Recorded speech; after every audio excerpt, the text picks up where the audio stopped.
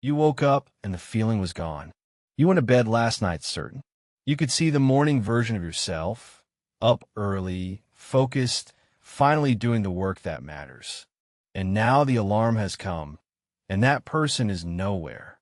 The certainty has evaporated overnight, and in its place there's only the warm bed, the dull weight, the quiet voice saying not today.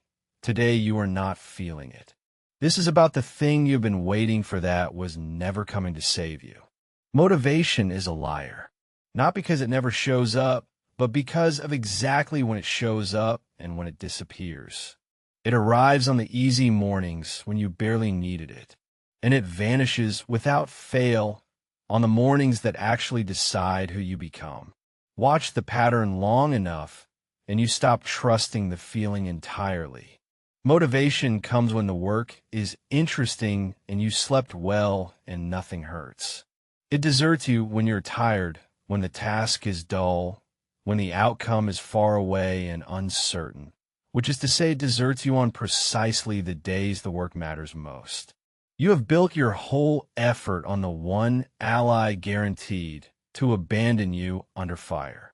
The people who reliably do the work figured this out early, and they all arrived at the same replacement. Jocko Willink, who led men through some of the hardest fighting of the Iraq War and now coaches executives at Dawn, says plainly that you cannot count on motivation. Motivation is fickle. It is a feeling, and feelings come and go. So he counts on something that does not come and go. He counts on discipline, the decision to act made once, and then kept regardless of how the morning feels. And here is the part that sounds backward until you live it. He argues that discipline is what buys your freedom. The control you impose on yourself now, the early hour, the hard rep, the refusal to negotiate, is what purchases the freedom you actually want later. The looseness you crave this morning is the thing that quietly takes your future away. Jim Rohn, who spent decades teaching ordinary people how lives are actually built, put the same truth in the language of construction. He called discipline the bridge between your goals and their accomplishment. Notice that word. Not the fuel, not the spark, not the inspiration. The bridge. Goals stand on one side, the wanting, the planning, the vision board. Achievement stands on the other. And nothing crosses that gap on a feeling.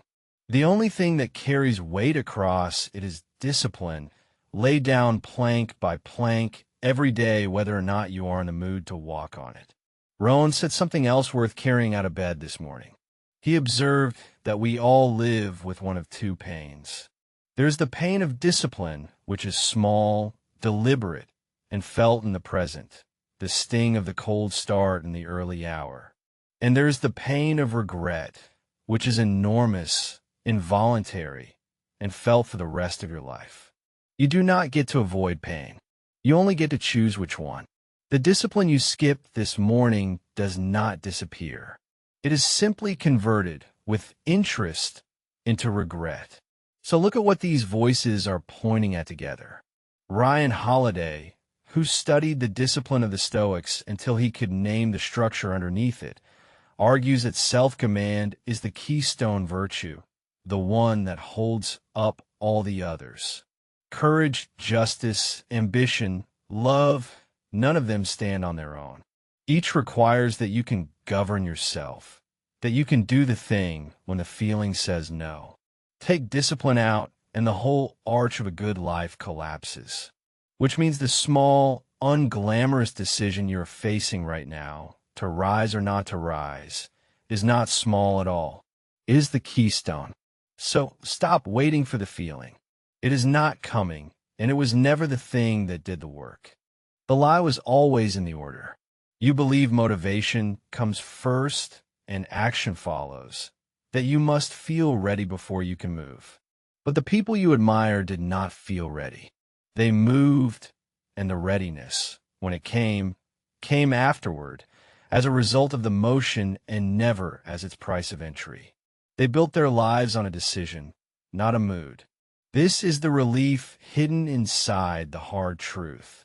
If your effort depended on a feeling, you would be at the mercy of your worst mornings forever. But it does not. Discipline is a decision you make once, in a calm moment, about who you intend to be, and then simply keep. You do not have to re-win the argument with the bed every single day. You already settled it. The alarm is not asking you to feel motivated. It is only asking you to honor a decision you already made. And there is a strange dignity in that. The version of you that does the work on the cold, flat, unmotivated mornings is the realest version there is, because that is the one acting on principle instead of weather. Anyone can rise when they feel like it.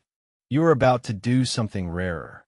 So decide now, while the feeling is absent and the decision still counts.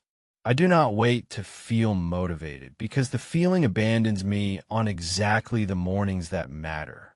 I rely on discipline instead, a decision made once in a clear moment and kept regardless of mood.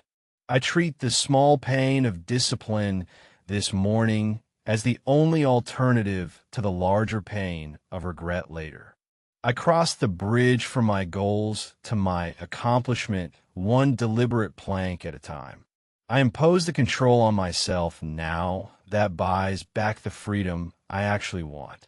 I move first and let the readiness arrive afterward, because it follows motion and never leads it.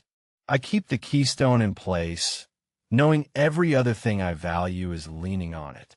That is the morning, not a wave of feeling that lifts you out of bed, but a decision already made that you simply keep when the feeling refuses to show.